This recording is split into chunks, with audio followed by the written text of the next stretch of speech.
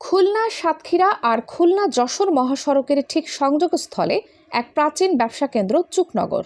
আজকাল অবশ্য চুকনগরের পরিচয় বিখ্যাত গরুর মাংসের দোকান আব্বাসের হোটেল কেন্দ্রিক। দেশের দূর দূরান্ত থেকে হাজারো মানুষ চুই ঝাল দিয়ে রান্না করা মাংসের স্বাদ অন্বেষণের জন্য চুকনগর ছুটে আসে। কিন্তু চুকনগরের ইতিহাস কি এতটাই সহজ? না। সাল 1971, 20 মে এই জনপদে সংঘটিত হয়েছিল বিশ্ব ইতিহাসের অন্যতম নৃশংস ও বৃহত্তম গণহত্যা। ভারতে আশ্রয় নেওয়ার উদ্দেশ্যে আসা 10 থেকে 15 হাজার শরণার্থী সেদিন ট্রানজিট হিসেবে চুকনগর বাজারে জড়ো হয়েছিলেন। বাগেরহাটের রামপাল, মোড়লগঞ্জ, কচুয়া, শরণখোলা, মংলা এবং খুলনার দাকব, বটিয়া ঘাটা সহ বিভিন্ন অঞ্চলের মানুষ ঘরবাড়ি জমিজমার মায়া ত্যাগ করে স্রেফ প্রাণ বাঁচাতে এখানে এসেছিলেন। 19 মে রাত থেকে চুকনগরের পাতাখোলা বিল, কাঁচাবাজার, চাঁদনী ফুটবল মাঠ, কালী মন্দির ও ভদ্রা নদীর ঘাট সংলগ্ন এলাকায় তিল ধারণের জায়গা ছিল না।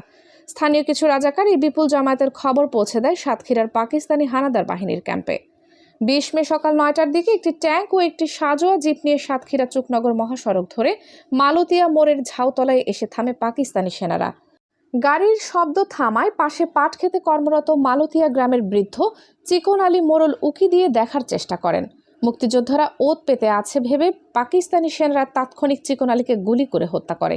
ওই গুলির শব্দে হাজার হাজার মানুষের মধ্যে হুড়োহুড়ি ও দিক বিদিক ছোটাছুটি শুরু হয়ে যায়। আর তখনই নির্বিচারে ব্রাশ ফায়ার শুরু করে হানাদাররা। যুবক, বৃদ্ধ, নারী কিংবা শিশু, কারো প্রতি দয়া দেখায়নি তারা।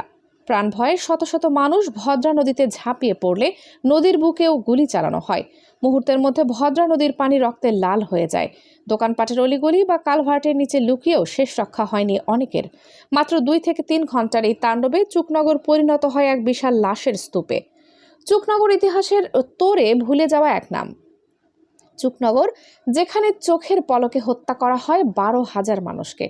আজকাল তো ন্যারেটিভ প্রতিষ্ঠার চেষ্টা চলছে, মুক্তিযুদ্ধে শহীদের সংখ্যা কয়েক হাজার মাত্র, কিন্তু শুধু চুকনগর এই শহীদের সংখ্যা 12,000-এর বেশি।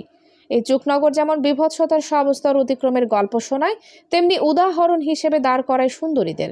একজন মুসলমান ব্যক্তি কিভাবে এক শহীদ কন্যার পিতা হয়ে উঠলেন। চুকনগর আমাদের ইতিহাসের রোদন বিন্দু।